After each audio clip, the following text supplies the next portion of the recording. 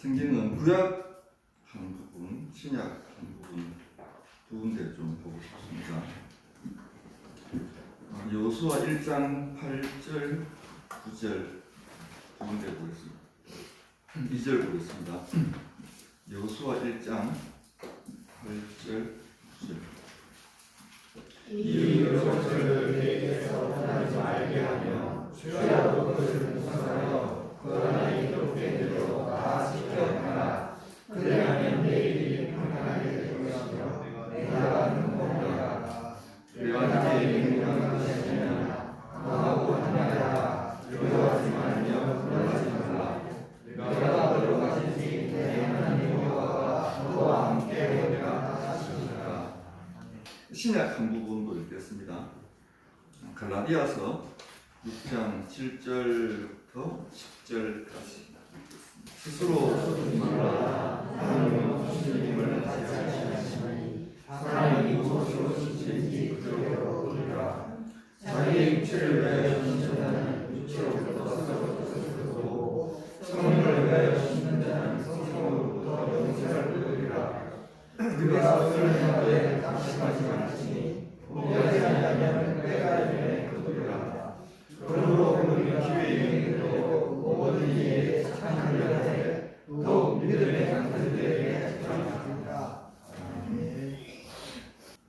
아시는 것처럼 어제 토요일 말고 지난 토요일에 모 단체에서 성경 읽기 또는 성경 묵상과 관련해서 무려 5시간 반을 강의할 기회가 있었습니다. 그래서 오늘 원래 계획은 오후에 그 말씀들 제가 이야기한 내용들 중에서 거의 다 제가 교회에서 한 이야기들이지만 다시 이야기하면 좋을 것 같거나 아니면 하지 아니한 부분들을 정리해서 오후에 말씀드리기로 했는데 이기치 않게 오늘 오전 말씀드리고 오늘 이제 드릴 제목은 이렇게 잡았습니다. 기독교란 너무 큰 제목이죠.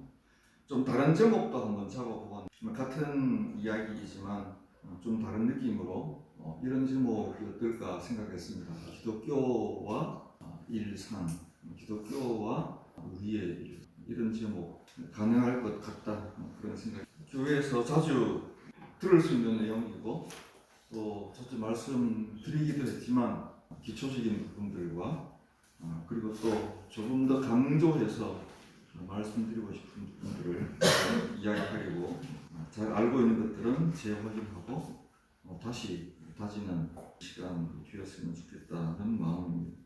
기독교란 무엇인가? 쉬울 것 같기도 하고 그렇게 만만치 않을 것 같기도 질문이죠. 제가 준비한 말씀들을 드리기 전에 속으로 한번 정리해 답변해 보시는 것 어떨까 생각합니다. 기독교 내가 교회 다닌다는 걸 알고 내게 누군가 물었다. 기독교가 무엇이냐? 그렇게 내게 묻는다면 그런 질문을 받았다면 나는 과연 어떻게 답변할 수 있을까? 감히 드릴 수 있는 정답은 이런 겁니다. 기독교라는 말은 우리 이제 청소년들과 함께 공부할 때에 자주 이야기했던 내용이긴 한데 기독교는 그 말 자체가 담고 있는 뜻이 이렇습니다. 예수를 그리스도로 믿는 종교 이런 뜻입니다. 기독교란 말 뜻이 그렇습니다. 그래서 기독교는 좀 준말이고 본말로 표현하자면 기독교라기보다는 그리스도교라고 하는 것이 좋고 예수님이 그리스도다라는 것을 믿는 것이 기독교이기 때문에 좀 더 본딘말로 확장하면 예수 그리스도교 이게 기독교의 정식 명칭입니다. 예수가 그리스도다라는 것을 그 도리를 간직하고 있는 종교시죠. 그런데 이런 내용들이 성경에 기록되었습니다. 성경에 예수를 그리스도로 믿는 도리를 기록해 놓은 것이 어디 있냐? 증거가 어디 있냐? 우리들은 다른 증거를 가져올 수는 없습니다. 성경 외에 아주 위대한 학자들이나 선생님들이나 또 좋은 책이나 이런 것들을 가지고 오는 것은 기독교에 적합하지 않습니다. 우리에게 오직 하나 남은 필요 충분적 근거로서 그것은 성경뿐입니다. 좀 유식해 보이는 말로 표현하면 기독교에 허락된 단 하나의 형식적 요건, 형식 조건, 그것은 성경 외에는 없습니다. 세계 기독교 지도자가 갖고 있는 어떤 가르침, 말 이런 것도 아니고 어떤 교단이나 교파가 갖고 정리해 놓은 표준 문서들, 신앙 고백 문서들, 사도신경 포함해서 모든 신조들, 문답들 다 포함해서 그런 것들은 성경을 나름대로 정리해 놓은 것일 뿐 성경 자체는 아니거든. 오후에 말씀드릴 수 있을지 모르겠지만 우리가 갖고 있는 이 표준 문서들, 특히 우리 장로교에서 갖고 있는 웨스트민스터 문서들, 여러 신앙 고백서들 다 포함해서 모든 것이 다 시대가 낳은 산물들입니다. 당대에 흥왕했던 이교 또는 이단에 대응하기 위해서 정리한 것이 그런 신앙 고백서들. 예수를 그리스도로 믿는 도리를 기록한 것이 성경인데, 그러므로 기독교는 달리 갈 길은 없는 거죠. 성경을 읽어 나가는 길 외에는 다른 길이 없는 거죠. 예수님 외에는 다른 진리가 없고 다른 길이 없다는 것을 알려주는 다른 방도는 없는 거죠. 기독교가 예수를 그리스도로, 예수님이 사도행전을 따르자면 예수님이 주님이시고 여호와이시고 예수님이 그리스도이시다 라고 믿는 것이 이제 기독교인데, 그리스도라는 말은 우리가 잘 아는 것처럼 담당자라는 뜻이죠. 무엇을 담당했는가?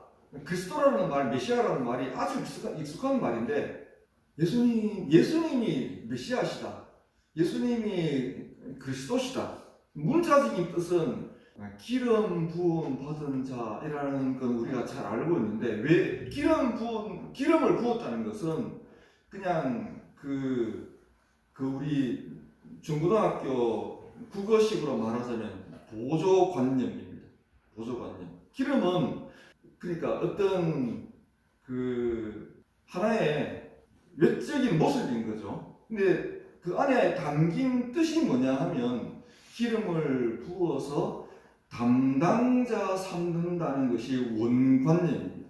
그 수가 뭐냐 하면 담당자인 거죠. 그래서 우리는 당연히 질문해야 하죠. 예수님이 무엇을 담당했다는 뜻이냐? 예수님이 메시아라고 하는데, 메시아라는 뜻이 담당자라는 뜻인데, 학교식으로 하면 담임이죠, 담임. 예수님이 담임이신데 무엇을 담당하고 계신다는 뜻인가? 그걸 물어야 하고 답변을 갖고 있어야 한다고 봅니다. 아주 짧게 말씀드리면 예수님이 무엇을 담당하시는가? 가장 짧고도 가장 좋은 답변은 이겁니다. 하나님의 뜻을 실현하는 것을 담당. 창조 때도 하나님께서 빛이 있으라는 말씀으로 그 일이 성취되었다 하고 요한복음은 이해를 하는데, 그때 빛이 있으라고 하신 그 하나님의 말씀, 그 말씀이 바로 한 일, 성취한 일, 구현해낸 일이, 그게 바로 그리스도의 일이라는 거죠.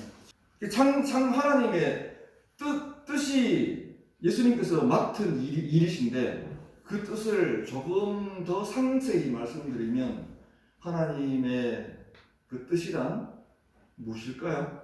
우리가 잘 알고 있는 창조와 구원의 일이죠. 성경에 기록되지 않은 것은 우리가 알 수 없습니다. 성경에 기록되어 있는 대로 믿는 것이 우리 기독교이기 때문에 성경 안에 기록된 나타난 하나님의 일이 어떤 것들인가? 크게는 하나님의 창조이고, 그리고 좀 좁은 뜻으로는 하나님의 구원의 일인 거죠. 그러니까 창조의 일이든 구원의 일이든 하나님께서 다른 누구에게 이 일을 맡기시지 않았어요. 구약 시대에는 지사장이나 선지자나 왕이나 이런 사람들이 그 일을 맡은 것처럼 보이지만 그것은 앞으로 오실 그리스도를 이제 미리 보여주는 표상과 같은 그런 존재였던 것이죠.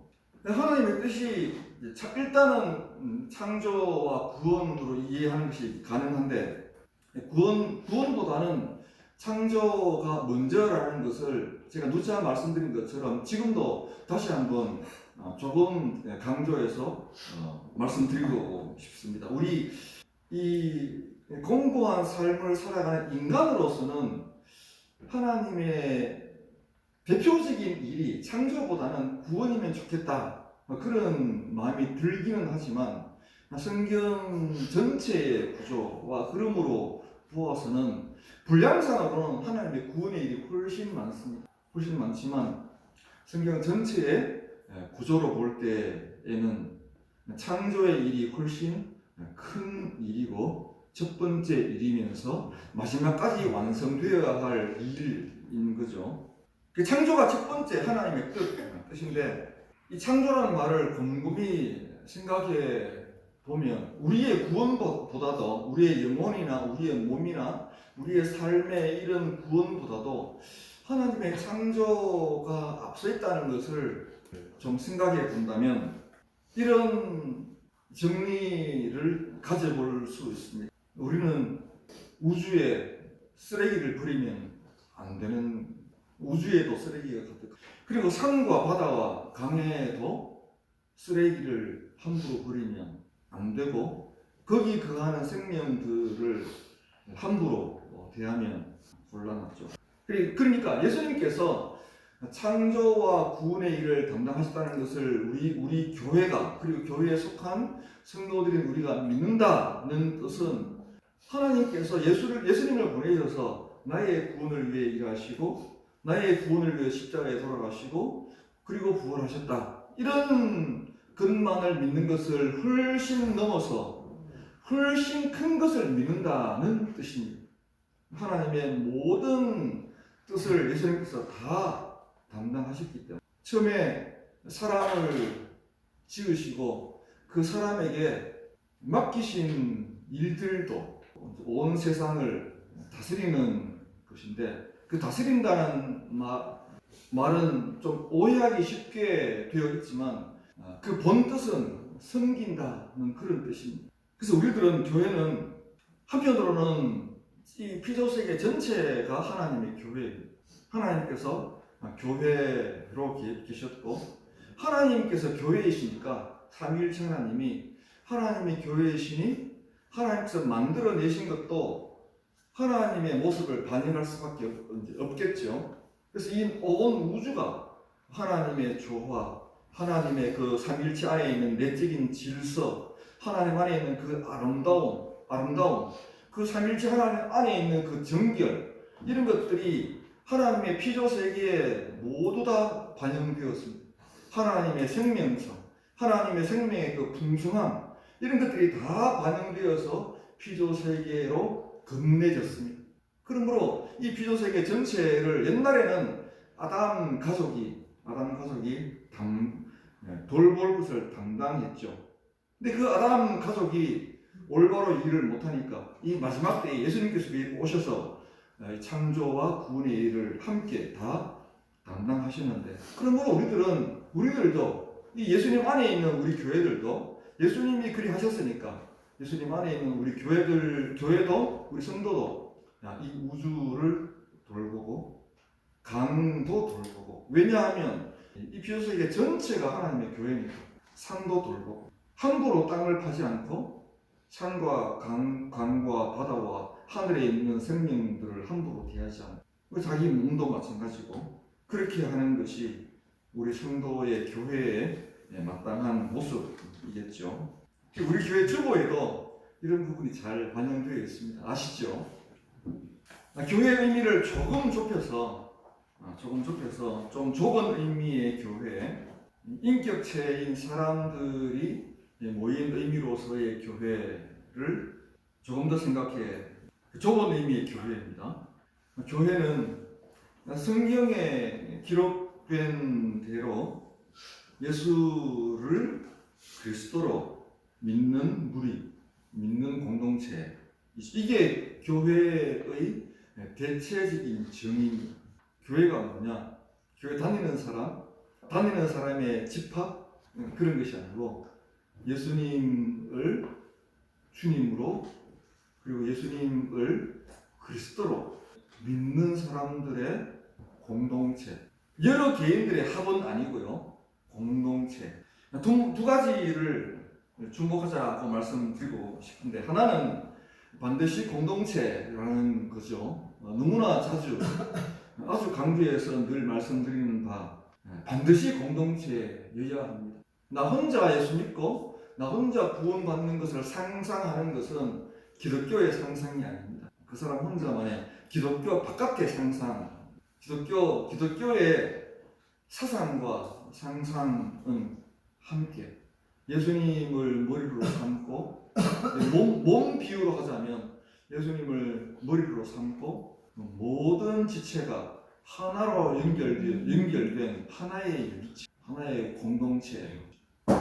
그러니까 손과 발이 서로 욕하지 아니하고 서로 섬기고, 입은 자기만 위하지 않고 몸을 섬기고, 위장도 자기만 섬기지 않고 몸 전체를 위하고, 모든 지체들이 자기를 위하지 않음, 이게 중요합니다. 손가락이 내가 나를 위하지 않음, 이게 공동체의 중요한 정의입니다. 입이 내가 입만을 위하지 않음, 이게 중요합니다. 무엇을 위하는가? 몸 전체를, 몸을 위하는 거죠. 예수님께서 이 방향으로 교회를 이끄십니다.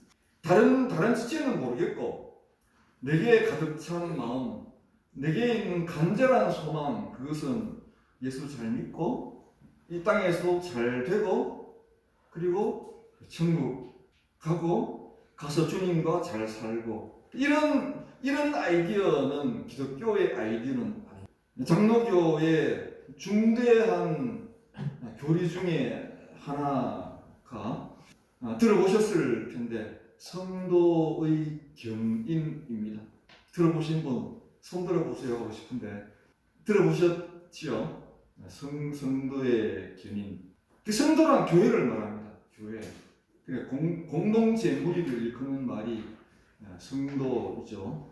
교회의 견인이라고 말 바꾸어도 가능합니다. 견인이라는 말은 그 사고 나면 달려오는 그 견인차의 견인이 아니고, 굳세게 문자적으로 우리 한자말을 풀이하자면 굳세게 참는 것, 이게 견인입니다. 성도의 견인, 굳셀 견, 참을 인. 끌어당겨주고 이런 뜻이 아니고 끝까지 참으면서 하나님께서 그 교회를 용납해 주시는 것, 그게 성도의 견인 교리, 교회의 견인 교리입니다. 우리들은 하나님께서 나를 끝까지 놓지 않으시고, 내가 좀 잘못해도 하나님께서 나를, 내 삶을, 나의 믿음을, 나의 구원을 보장하시고 그렇게 하시지 않을까. 이런 것들은 기독교와 잘 어울리는 듯 하지만 사실은 기독교 용어는 아닌 거죠. 그러니까 기독교라고 하면 이 좀 딱딱한 말로 표현하면 공동체 사상, 이 한 몸 사상, 이것을 반드시 마음에, 생각에, 머리에, 가슴에 지녀야 합니다. 그러니까 기독교인 개개인은 자기 구원에는 관심이 없고 교회의 구원에, 교회의 거룩에, 교회의 소명에, 교회의 아름다움에 관심이 있는 사람들이 교회 안에 있는 사람들의 참된 모습, 바람직한 모습. 기도를 할 때도 마찬가지죠. 자기를 위해서는 기도하지 않는 것이 기독교의 기도입니다. 나의 것을 위해서, 나의 복지를 위해서 기도하지 않는 것이 이 기독교의 기도인 거죠. 누구를 위해서 기도하는가? 첫째는 하나님의 나라와 하나님의 의와 교회의 거룩과 교회의 정결과 교회의 복음 유지와 교회의 인내와 이런 것들을 위해서 기도하는 것이 교회의 기도이고, 교회 안에 있는 사람들은 그 기도에 동참하는 기도를 하게 되는. 교회가 무엇인가? 정의를 이렇게 말씀드렸죠. 성경에 기록된 대로 예수를 그리스도로 믿는 공동체다. 두 가지를 주목하자고 말씀드렸는데, 첫째는 공동체라고 말씀드렸고, 또 하나는 성경에 기록된 대로. 이 부분이 중요합니다. 성경에 기록된 대로. 다른 것은 기준이 없습니다. 문화는 중요한 기준이긴 하지만 절대적인 기준은 아닙니다. 어떤 교단에는 이 강단이나 이런 데서 강의를 하거나 설교를 할 때 반드시 그 교단이 정해준 복식을 입고서 이 자리에 있습니다.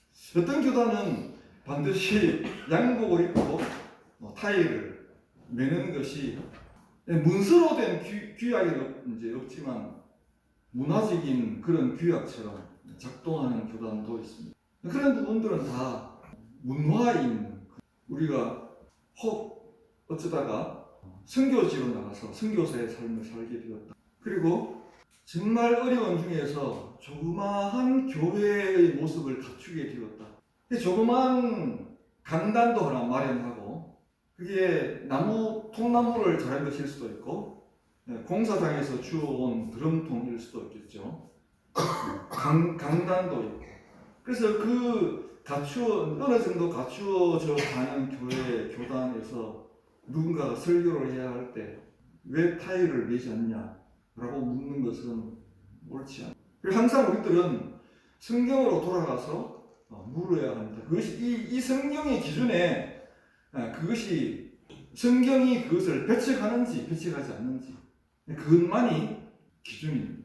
그래서 좀 강하게 말씀드리면, 우리 교단이 어디에 속했느냐 하는 것이 의미 있을 수도 있겠지만 사실은 기독교에서 아주 중요한 것은 아닙니다. 교회는 성경에 기록된 대로 예수를 믿는, 그리스도를 믿는 공동체이기 때문에 성경을 읽지 않을 도리가 없습니다. 물론 성경을 어떻게 읽을 것인가 하는 해석의 문제는 중요한 문제입니다. 해석을 하지 않을 도리도 없고, 누구든지 해석을 하지 않는다고 할지라도 이미 어느 정도 이상 다소간 다 해석을 하면서 성경을 읽고 있습니다. 해석을 하든 하지 않든 중요한 것은 말이 안 되죠. 성경 읽기가 무엇일까? 성경 읽기는 단순히 성경 읽기인데 또 질문을 하니 이상해집니다만, 다른 질문하는 의도가 이제 있는 거죠. 성경 읽기는 무엇일까? 성경 읽기는 저는 이렇게 말씀드리고 싶습니다. 성경 읽기는 다음 표치고 순종입니다. 어떤 순종인가? 읽으라고 하는 기독교의 마땅함에 따르는 그런 의미에서의 순종. 그러니까 기독교에서, 그리고 성경 자체에서, 성경 읽지만 이러면 모르겠지만 기독교에서, 그리고 기독교의 근간이 되는 성경 자체에서 성경이 중시되고 성경을 따르라고 하니 그 기독교의 당위 따르는 것이 성경 읽기라고, 거기 그 마땅함에 순종하는 것이 성경 읽기라고 제가 말씀드리는 겁니다. 그러니까 말씀을 읽고 그 말씀대로 따라 사는 그런 종류의 순종 말고, 그 순종도 당연히 있어야 하죠. 당연히 있어야 하는데, 그 순종 말고 말씀을 따라서 사는 순종 말고, 말씀을 읽으라는 기독교의 대명제, 그 정언에 순종하는 것, 그것이 반드시 필요하다고 제가 말씀드리는 겁니다. 성경 읽기라고 하니까 어려움도 어려움이지만 막막한 마음이 들죠. 어떻게 읽어야 하지? 늘 듣던 이야기인데 또 성경 읽으라고 하니 다시 창세기부터 읽어야 하나? 아니면 마태복음? 아니면 지난번에 읽다가 그만둔 레위기부터 읽어야 하나? 용기를 내서 실제로 한번 읽어보려고 마음을 먹어도 어려울 것 같은 생각이 듭니다. 근데 무엇이 어려울까? 이모저모로 정리해 볼 수 있겠지만 명확하게 무엇이 어려운지는 사실은 잘 드러나지 않습니다. 성경 읽기가 만만하고 쉽고 그렇진 않잖아요. 저는 그렇지 않던데 여러분들은 성경 읽기가 만만하고 쉽고 쉽게 이행되고 그렇던가요? 저는 안 그렇더라고요. 그런 분들에게는 죄송합니다. 그리고 그런 분들에게는 축하의 말씀도 드리고 본문 이해하는 게 어려워서 성경을 멀리할 수도 있겠고 해석 같은 비슷한 이야기입니다만은 해석의 어려움 때문에 성경 읽기가 어려울 수도 있겠고 안 읽으면 몰라도 읽으려고 펼치고 다가 앉으면 만만치 않잖아요. 그 내용 자체도 쉬운 부분도 있지만 그리고 성경을 읽었으면 적용도 해야 할 것 같은데 이걸 실제로 어떻게 적용해야 할지 그런 부분도 어려운 부분이 있습니다. 그리고 심지어는 아니고 어떤 경우에는 성경을 읽다가 보면 성경대로 살아야 할 것 같은 불안감 혹시 그런 게 있습니까? 내가 혹시 성경 이거 잘못 읽다가 성경에 홀딱 빠져서 내가 성경대로 살아버리면 어떻게 하지? 진짜 기독교 환자 되어버리는 거 아니야? 사회와 직장에서 동료들로부터 명시적으로 암시적으로 따돌림을 당하는 그런 쪽으로 내가 가버리면 어떻게 하지? 어떤 분들은 부흥회에 함부로 쉽게 참석하지 못하는 경우도 있습니다. 부흥에 참석했다가 잘못 얻어 걸리면 내가 진짜 기독교의 깊은 곳으로 훅 빠져버리면 내 삶은 어떻게 해야 하는 거지? 그런 불안감이 있을 수도 있기 때문에 그러니까 여러 어려움들이 있습니다. 실제로 어려운 부분들일 수도 있고요. 또 어떤 부분은 두려운 부분도 있습니다. 하나님의 말씀을 대한다는 것이 그냥 스쳐 대하면 별것 아니지만 정자세로 대한다면 두려운 부분이죠. 두렵죠. 성경을 읽다가 제대로 덜컥 하나님을 만나면 그런 어려움도 있지만 더 강조해서 여러분들이 말씀드리고 싶은 본질적인 어려움이 있습니다. 그것은 오후에 말씀드릴까요? 이 시간이 얼마 되는데 제 운만 떼어드리고 오후에 이어서 말씀드리는 걸로 이런저런 핑계를 대면서 안 읽으려는 분들에게는 답이 없습니다. 어떤 핑계를 대더라도 나 성경 읽는 것은 피해서 갈 거야 이런 분들에게는 답이 없고 그렇지만 읽어야 한다는 것을 일단 동의를 하고 자기가 기독교인이라고 하는 그 정체성을 자기가 시인을 하고 그리고 그 기독교가 가르치는 그 방향을 잡고 그쪽으로 선회한 사람들에게 성경이 중요하다는 것을 알게 되는 사람 그리고 그것이 시시한 일거리가 아니라는 것을 시인하는 사람들에게 어려운 것이 있습니다. 무엇이 어려운가? 웃을 수도 있는데 웃지 마십시오. 성경 읽기가 왜 어려운가? 성경 읽는 것 자체가 어렵기 때문에 어렵습니다. 기도해라고 하죠. 하지만 기도가 왜 어렵지? 기도하는 방법을 몰라서 기도하는 그 내용, 그 기도의 컨텐츠에 내가 무엇을 담을지 몰라서 아니죠. 기도하는 행위 자체, 기도 그 자체가 어렵습니다. 성경 읽기가 왜 어려운가? 성경 읽기가 왜 나와 거리를 둔 채 저기 있는가?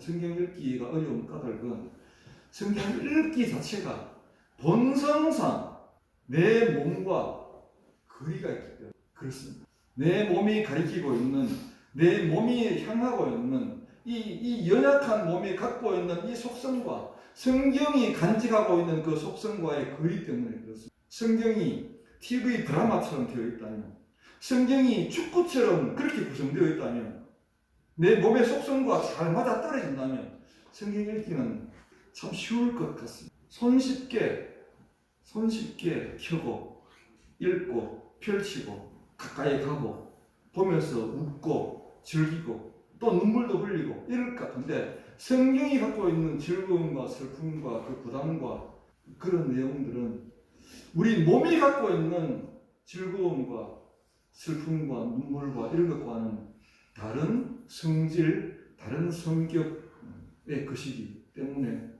어렵습니다. 이 이야기를 오후에 기도하겠습니다.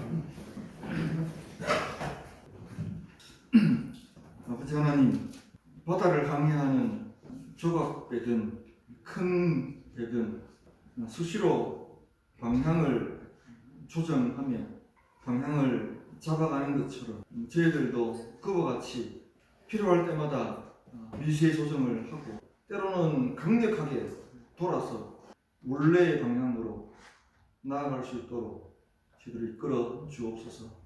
예수님 이름으로 기도합니다. 목사님은 아시는 것처럼 컨디션 난조, 심각한 쪽으로 진행되지 않도록 5회 신방 가도 되나요? 신방 가서 우리 전 교인들이 환부에 손을 얹고 안수 기도를 하는 걸로 서신 채로 각자 잠시 기도하는 것으로 예배 마칩니다.